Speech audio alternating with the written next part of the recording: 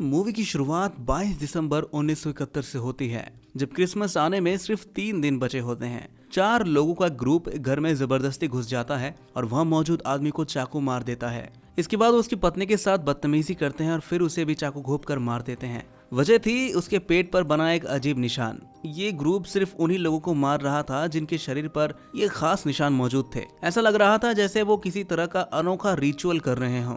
इसके बाद कहानी ब्लैक वेल नाम की एक एकेडमी की तरफ मुड़ती है। ये एकेडमी एक गर्ल्स बोर्डिंग स्कूल है।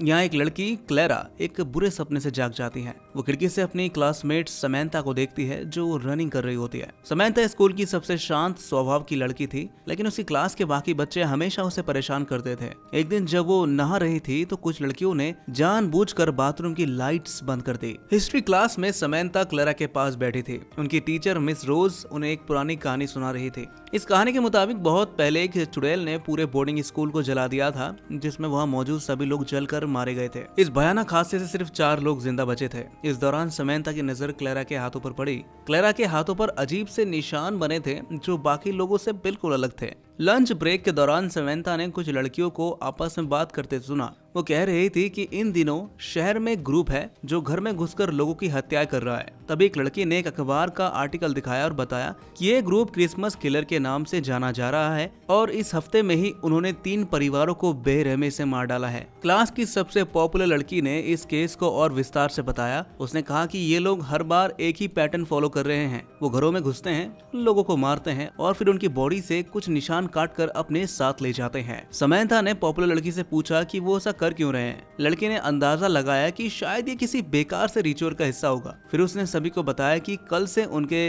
विंटर हॉलीडेज शुरू हो रहे हैं और वो सब अपने अपने घर चले जाएंगे। क्लेरा इस बातचीत से दूर आराम से बैठकर अपनी ड्राइंग बना रही थी। तभी पॉपुलर लड़की ने बाकी लड़कियों के सामने क्लेरा से पूछा, तुम तो आज तक हॉलीडे में अपने घर नहीं गई, तुम्हारी फैमिली में कोई है या नहीं? सभी को लगता था कि क्लेरा अनाथ है, लेकिन इस बारे में किसी को पक्का जानकारी नहीं थी। लड़कियों की बातें सुनकर भी क्लेरा ने कोई प्रतिक्रिया अपनी तरफ से दी नहीं। इधर मिस रोज अपने बॉयफ्रेंड जिमी से मिलने आई। जिमी स्कूल में शेफ का काम करता था और रोज ने उसे बताया कि अब सभी स्टूडेंट्स को उनके रिश्ते के बारे में पता चल चुका है। समैंथा घर जाने के लिए अपना बैग पैक कर रही थी। वो बहुत खुश और उत्साहित थी क्योंकि लंबे समय बाद उसे अपने घर जाने का मौका मिल रहा था।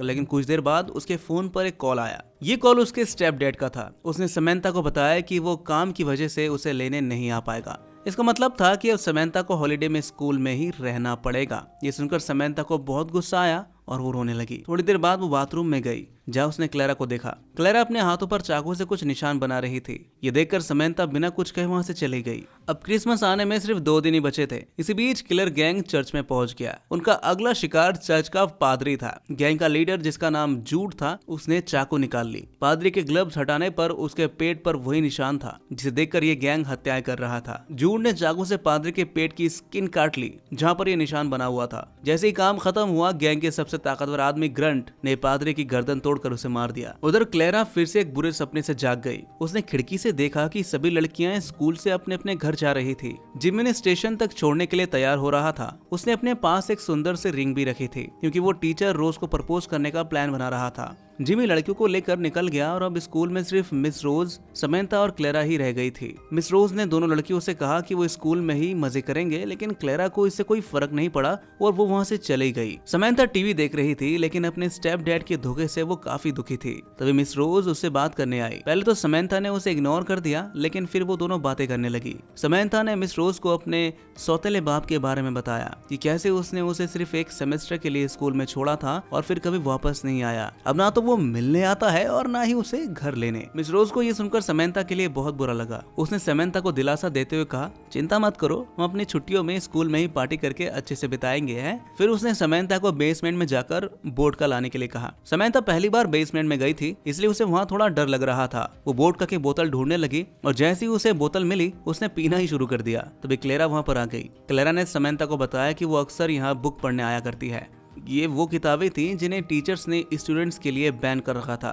समैंथा ने पिछली रात जो हुआ उसके लिए क्लेरा से माफी मांगी। उसने कहा, मैंने कुछ नहीं देखा। इस पर क्लेरा ने जवाब दिया, देखने जैसा कुछ था ही क्या। इसके बाद क्लेरा ने भी वोडका पीना शुरू कर दिया। उसने अचानक समैंथा से पूछा, तुम्हारी माँ कैसे मरी? ये सुनकर समैंथा चौंक गई क्योंकि ये बात स्कूल में सीक्रेट थी कि उसकी माँ अब इस दुनिया में नहीं है। काफी सोचने के बाद उसने क्लेरा को बताया, मेरी माँ की मौत एक कार एक्सीडेंट में हुई थी। इधर क्रिसमस किलर गैंग गाड़ी से कहीं जा रहे थे। उनके ग्रुप की इकलौती लड़की मैसी जूड के साथ मजे कर रही थी। ड्राइविंग सीट पर बैठे डग को ये सब कुछ बिल्कुल पसंद नहीं आ रहा था। वो गुस्से में था और इसी वजह से उसका ध्यान भटक गया। अचानक एक हिरन उसकी गाड़ी के सामने आ गया और टकराकर मारा गया। गैंग के 2 सदस्यों ने हिरन को रोड के किनारे किया, लेकिन तभी वहाँ पर पुलिस आ गई। उसने एक्सीडेंट के बारे में पूछताछ की। तभी उसकी नजर जमीन पर पड़ी इंसानी बॉडी के टुकड़ों पर पड़ी। इससे पहले कि वो कुछ समझ पाता, जूड ने पीछे से उस पर हमला कर दिया। इस झगड़े के दौरान पुलिस की बंदूक से निकली एक गोली डग के बाजू में लग गई। जब पुलिस वाला होश में आया तो जूड ने उसे बेरहमी से मार डाला। उधर क्लेरा फिर से एक बुरे सपने से जागी। हर बार जब कोई मरता था तो उसे ऐसा लगता था जैसे उसे इसका एहसास हो जाता है। रात को मिस रोज ने लड़कियों के लिए डिनर की अच्छी तैयारी की ताकि उन्हें घर की कमी महसूस ना हो। वो और समंथा टेबल सजा रही थी कि अचानक किसी ने दरवाजे पर दस्तक दी। मिस रोज दरवाजे की तरफ गई और दरवाजा खोलते ही सामने क्रिसमस किलर गैंग को देखा।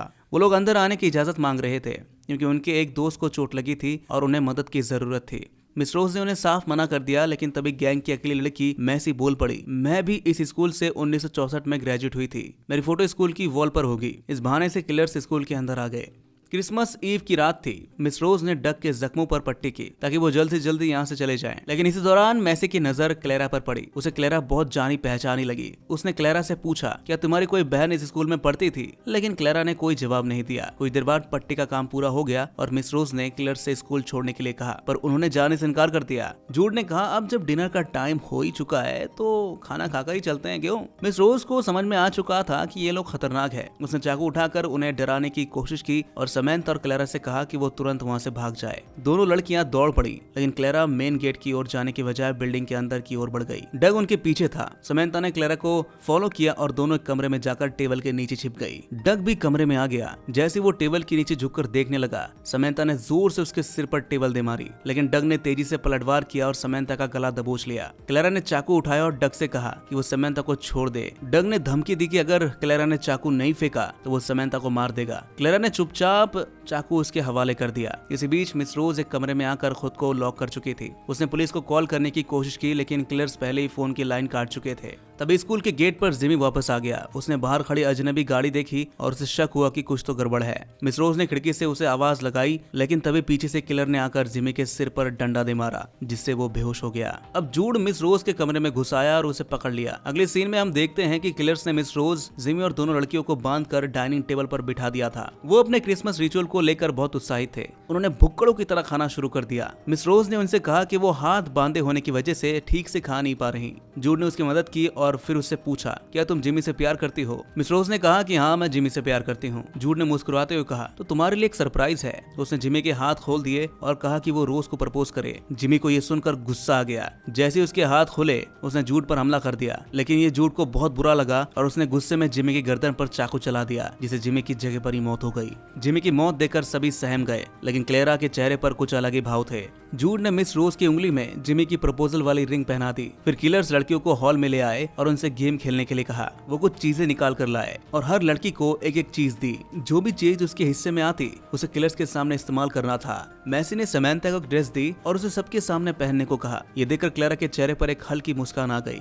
डग ने क्लेरा को एक ट्रैवल बुक दी क्योंकि वो स्कूल से आज तक बाहर नहीं गई थी। अब किलर्स अपने रिचुअल के लिए तैयार हो चुके थे। उन्होंने अपने विक्टिम्स की स्किन से एक सर्कल बनाना शुरू किया। जूड ने लड़कियों से कहा, भगवान और आत्माएं सिर्फ प्रार्थनाओं से नहीं बल्कि बलि से खुश होते हैं। उसे यकीन था कि अगर वो आत्मा को बुला लेगा तो वो और उसका ग्रुप अमर हो जाएंगे। मैसी ने बताया कि जब वो इस स्कूल में पढ़ती थी तब उसने वो सारी किताबें पढ़ी थी जिन्हें बच्चों के लिए बैन कर दिया गया था, क्योंकि उन किताबों में आत्माओं की कहानियां थी। एक दिन जब उसे स्कूल वालों ने बुक पढ़ते हुए देख लिया तो उसे स्कूल से कुछ दिनों के लिए बाहर निकाल दिया गया, लेकिन उसने किताब का एक पन्ना फाड़कर अपने पास रख लिया। उसने बताया कि उसने ग्रुप के हर सदस्य के विचार उससे मिलते थे, इसलिए वो सभी साथ हैं। अब तक जो भी खून हुए थे वो सब इस रिचुअल का हिस्सा थे। अब बस उन्हें एक मासूम इंसान की बलि देनी थी और शैतान वहां पर आ जाता। इधर मिस रोज अपनी रिंग से हाथ खोलने की कोशिश कर रही थी। जैसे जूड उसके पास आया, उसने अपने हाथ खोल लिए और जूड के चेहरे पर जोर से मुक्का दे मारा, लेकिन इससे पहले कि वो चाकू उठा पाती, जूड ने उसे पकड़ लिया और सर्कल के अंदर घसीट ले आया। उसने मिस रोज के सीने में चाकू घोंप दिया। जैसे ही उसने ऐसा किया, हॉल की लाइट्स जलने बुझने लगी। किलर्स को लगा कि शैतान वहां पर आ चुका है, लेकिन कुछ देर बाद जब कुछ नहीं हुआ तो डग ने कहा, अगर ऐसा कुछ नहीं हुआ तो हमने जितने मर्डर्स किए वो सब बेकार थे। मैसी ने कहा शायद हमने कोई जरूरी स्टेप मिस कर दिया है। वो जूड को लेकर बेसमेंट में गई ताकि बुक पढ़कर देख सके कि उनसे गलती क्या हुई है। उधर क्लेरा ने डग से सवाल करने शुरू कर दिए। उसने उससे पूछा, शैतान को बुलाने के बाद तुम उससे क्या करवाने वाले हो? डग ने कहा कि उसे शैतान में ज्यादा दिलचस्पी नहीं थी, वो तो बस मैसी को चाहता था। डग ने समंथा से पूछा कि शराब कहाँ रखी है, तो समंथा ने उसे बेसमेंट का रास्ता दिखा दिया। डग बेसमेंट की ओर चला गया। उधर क्लेरा गैंग के सबसे ताकतवर आदमी ग्रंट के पास पहुंची। उसने से बातचीत करनी शुरू कर दी। ग्रंट ने बताया कि वो एक सोल्जर था और हमेशा ऑर्डर लेने का आदी था। उसे लड़ने में मजा आता था, इसलिए वो इस ग्रुप में शामिल हो गया, ना कि शैतान को बुलाने के लिए। तभी क्लेरा धीरे धीरे उसके पास गई और उसके कान में कुछ फुसफुसाने लगी। उसकी आवाज पूरे कमरे में गूंजने लगी। क्लेरा ने अपने कपड़े उतारने शुरू किए और ग्रंट को अपने शरीर पर बने निशान दिखाए। फिर उसने उसे पूरी तरह से हिप्नोटाइज कर लिया। समंथा को ये सब अजीब लग रहा था। क्लेरा ने समंथा से कहा, यहाँ से चली जाओ वरना तुम भी मारी जाओगी। ये सुनकर समंथा वहाँ से भाग गई। अब क्लेरा ने खून से भरी एक बोतल उठाई और ग्रंट के माथे पर एक खास निशान बना दिया। उसने कहा कि अगर मोक्ष पाना है तो चुपचाप मेरी बात मानते जाना। उधर मैसी बेसमेंट में किताबों के पन्ने पलट रही थी। तभी उसने जाना कि उनसे बहुत बड़ी गलती हो चुकी है। असल में वो यहाँ शैतान को बुलाने आए थे, जबकि शैतान तो पहले से यहाँ मौजूद था। दरअसल किलर्स को यहाँ बुलाने वाला कोई और नहीं बल्कि खुद शैतान ही था, जो खुद को आजाद करना चाहता था। इधर क्लेरा ने ग्रंट को पूरी तरह से अपने वश में कर लिया था। बेसमेंट में मैसी को एक पुरानी किताब मिली। उसमें उसने क्लेरा की तस्वीर देखी। वो तुरंत स्कूल की बॉल पर लगी पुरानी तस्वीरों को देखने गई। वहाँ उसने पाया कि क्लेरा हर ग्रुप की तस्वीर में मौजूद थी, यानी वो इस स्कूल में सालों से थी। अब उसे समझ में आ चुका था कि शैतान कोई और नहीं बल्कि क्लेरा ही है। क्लेरा आज तक अपनी बॉडी से आजाद नहीं हो पाई थी, इसलिए वो स्कूल में ही भटक रही थी। लेकिन अब क्योंकि किलर्स ने उन सभी को मार दिया था जिनके शरीर पर खास निशान थे, तो क्लेरा अब पूरी तरह से आजाद होने वाली थी। उसे बस एक दोषी की बलि देनी थी, लेकिन उसने फैसला किया कि वो पूरे किलर्स गैंग को ही मार डालेगी। जूड को लगने लगा कि शैतान वही है। उसने खुद के सीने में चाकू मार लिया, लेकिन कोई असर नहीं हुआ। डग भी वहाँ पर आ गया और दोनों के बीच लड़ाई शुरू हो गई। तभी ग्रंट ने उन्हें अलग कर दिया। अब वो पूरी तरह से क्लेरा के वश में था। उसने वही किया जो क्लेरा ने उससे करने के लिए कहा था।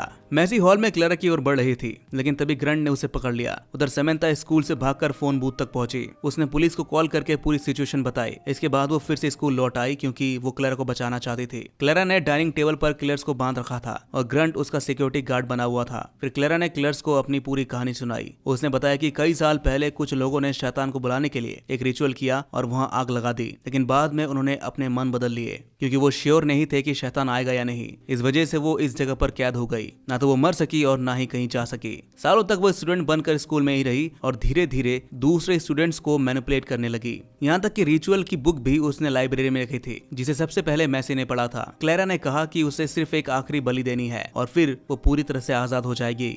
लेकिन वो ये तय कर नहीं पा रही थी कि चारों किलर्स में से किसकी बलि दी जाए। इसलिए उसने ग्रंट को आदेश दिया कि वो तीनों किलर्स को टॉर्चर करे। ग्रंट ने सबसे पहले मैसी के बाल काटे, फिर जूड का कान काट दिया और आखिर में डक की उंगलियां काट दी। लेकिन तभी ग्रंट ने खुद को भी गेम का हिस्सा बना लिया। उसने अपनी हथेली पर कट लगा दिए। दर्द से तड़पते किलर्स चिल्लाने लगे। ग्रंट को गुस्सा आ गया और उसने पहले डक को और फिर जूड को मार डाला। अब मैसी की बारी थी, लेकिन मैसी ने उससे कहा, मुझे मत मारो, हम दोनों यहाँ से आजाद होकर एक साथ जिंदगी के मजे करेंगे। ग्रंट ये सुनकर कंफ्यूज हो गया, लेकिन वो क्लेरा के आदेश के खिलाफ नहीं जा सकता था, इसलिए उसने अपनी ही गर्दन काट ली और वहीं मर गया। तभी समंथा मौके पर आ गई। जैसे ही उसे मौका मिला, मैसी डाइनिंग रूम से भाग निकली। समंथा ने रिचुअल बुक पढ़ ली थी और अब उसे पता चल चुका था कि क्लेरा असल में शैतान है। इधर क्लेरा अपनी शक्ति को इस्तेमाल करके मैसी को स्कूल से बाहर नहीं जाने दे रही थी। समंथा समझ नहीं पा रही थी कि क्या करे। वो बार बार क्लेरा से कह रही थी, हमें यहाँ से निकलना चाहिए, लेकिन क्लेरा का पूरा ध्यान मैसी को मारने में था। समंथा ने उसे डिस्टर्ब कर दिया, जिससे मैसी मेन गेट तक पहुंच गई, लेकिन तभी क्लेरा ने गेट को ब्लॉक कर दिया। क्लेरा को गुस्सा आ गया। उसे लगा कि समंथा उसकी रिचुअल में रुकावट डाल रही है। उसने समंथा से कहा, तुम्हें नहीं पता मैं कितने सालों से अकेली हूँ, मुझे आजाद होने के लिए मैसी को मारना ही होगा। समंथा उसकी हालत को समझ गई।